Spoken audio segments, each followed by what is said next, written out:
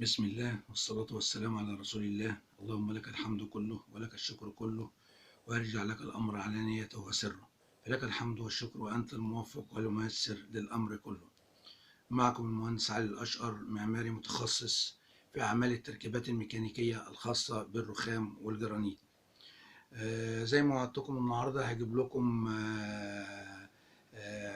عينة متكاملة من التركيبات الميكانيكية، وهنركبها ونجمعها مع بعضينا ونفككها ونرجع نركبها تاني علشان زمايلنا واخواتنا المهندسين والناس اللي هم مش ملمين بأعمال التركيبات الميكانيكية يبقى ياخدوا فكرة ويبقى عندهم تصور السيستم ده بيتنفذ ازاي وبيتفك ويتجمع ازاي.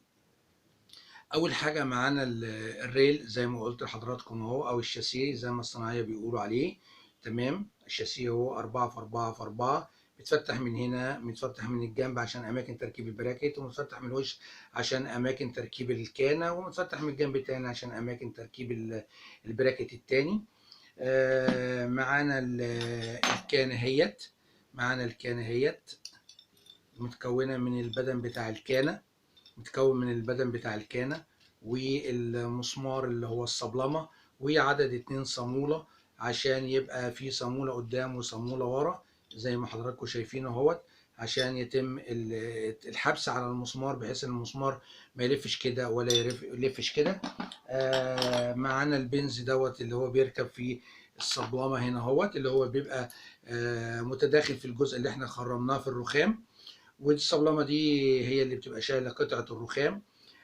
معانا برضو هنا البراكت اهوت زي ما حضراتكم شايفين، وهنا في عدد 2 مشقبيه، وفي جنب تاني عدد 2 مشقبيه، بحيث ان الجزء دوت يبقى هو الملاصق للشاسيه، والجزء دوت بيبقى هو اللي راكب في الخرسانه او مستند على الخرسانه، وبيخش المسمار بتاع الخرسانه من هنا ويتم التركيب والتربيط عليه بحيث ما ياخدش ولا يدي ولا يخرجش عن الحيطه.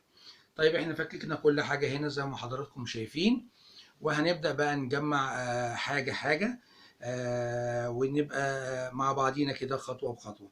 اول حاجه هنجيب الشاسيه زي ما حضراتكم شايفين، وهتم زي ما حضراتكم شايفين بالظبط كده اهوت، بالظبط كده هيتم التركيب بالشكل دهوت، بالشكل دهوت زي ما حضراتكم شايفين اهوت. وهنجيب المسمار او نفكك بس الحاجه. المسمار بيبقى بوردتين او من غير. يبقى احنا عندنا اهوت ادي الشاسيه وادي البراكت بالشكل ده كده، بيبقوا عكس بعض. ونبدا ندخل المسمار من هنا زي ما حضراتكم شايفين كده بالشكل ده اهوت. تمام، بالشكل ده اهوت. نبدا نركب المسمار اهوت داخل من المشقبيه وداخل من فتحه الشاسيه، ونبدا نركب الورده من الجزء اللي جوه دوت، وندخل الصاموله، وندخل الصاموله، ونبدا آه نحرق على الصامولة أو نربط الصامولة. تمام كده، يبقى اهوت. تمام، كويس كده. ونبدأ ناخد المسمار التاني اللي هو معانا، نبدأ برضو نفكه كده ونخلي فيه وردة جوه عند راس المسمار زي ما حضراتكم شايفين. نبدأ ندخل برضو الجزء التاني زي ما حضراتكم شايفين كده اهوت. هوريكم برضو بعد ما نركب الشكل النهائي بتاعه ايه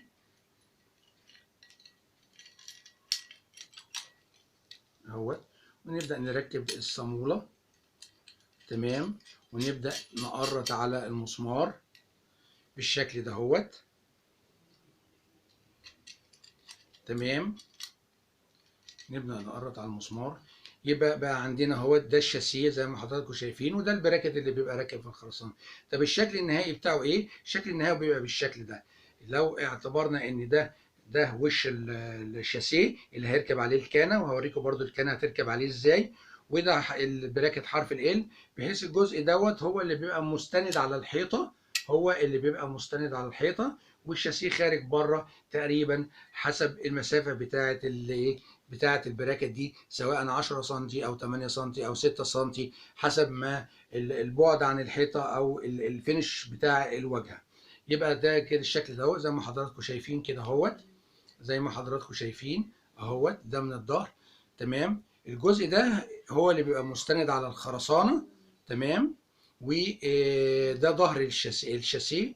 ولو عملنا كده يبقى ده الوضع الطبيعي بتاعه، يبقى وش الشاسيه هو اللي هيركب عليه الكانة.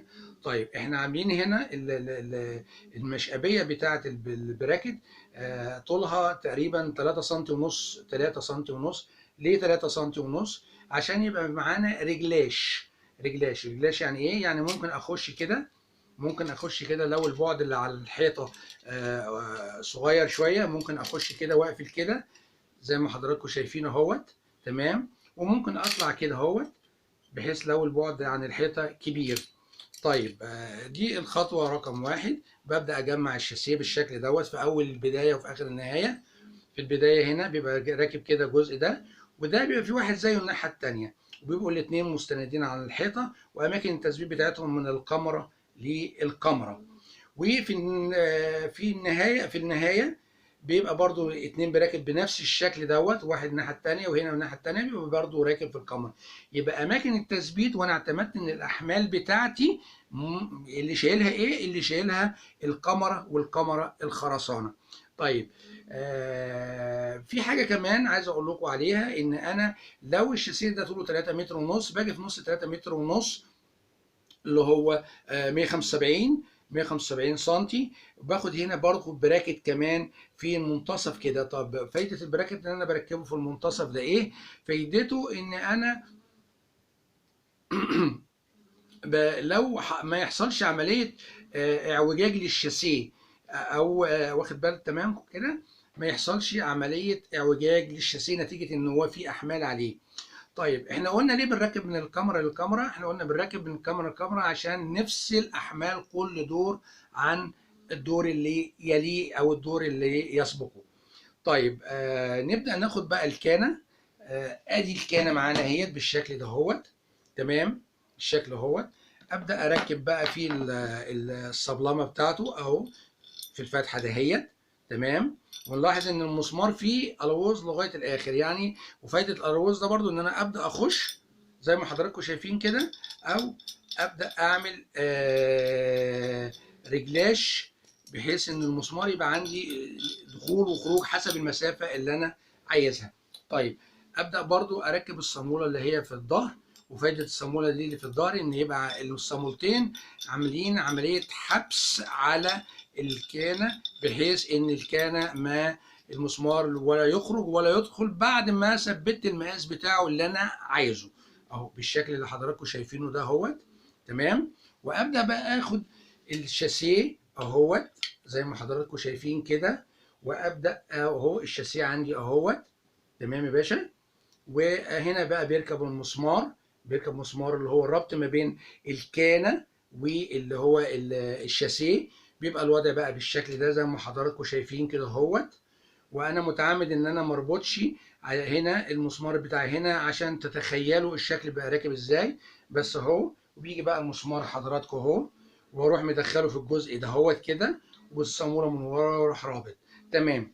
طيب لو انا عندي الجزء اللي بعيد عن الحيطه صغير اعمل ايه؟ اعمل ان انا ابدا افك الصامولتين بتوع الصبلمه، وادخل المسمار جوه شويه. طب لو انا محتاج ان البعد ابعد شويه، افك الصاموله بتاعه الصبلمه، واخرج بالرجلاج بتاع الصبلمه لبره اللي هو الالوز بالمسافه اللي انا عايزها. وبيبقى عندي بعد كده البنز بيركب بالشكل اللي حضراتكم شايفين ده. يبقى احنا عندنا حضراتكم دلوقتي شكل مجمع ل الديتيله بتاعه التركيب الميكانيكي. ادي البراكت بيبقى مستند على الحيطه كده اهوت او على الخرسانه، وبيبقى في واحد راكب الناحيه الثانيه بنفس الشكل بس. تمام. وبيبقى في واحد في البادي وواحد في الناهي.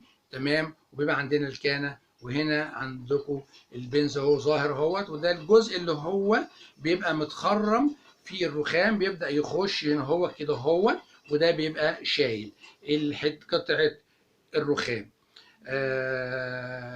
اتمنى ان اكون افدتكم في الحلقه ديت. استنوني الحلقه اللي جايه ان شاء الله، هيبقى معايا افكار جديده و يعني هنحاول نطلعكم على ازاي نوفر فيه الشاسيهات، وازاي نوفر فيه التكلفة بتاعة الرخام والجرانيت. جبت لكم الحلقة ديت شكل مجمع للشاسيه كله. يا رب تكونوا استفدتم. كان معكم المهندس علي الأشقر، معماري متخصص في أعمال التركيبات الميكانيكية الخاصة بالرخام والجرانيت. والسلام عليكم ورحمة الله وبركاته.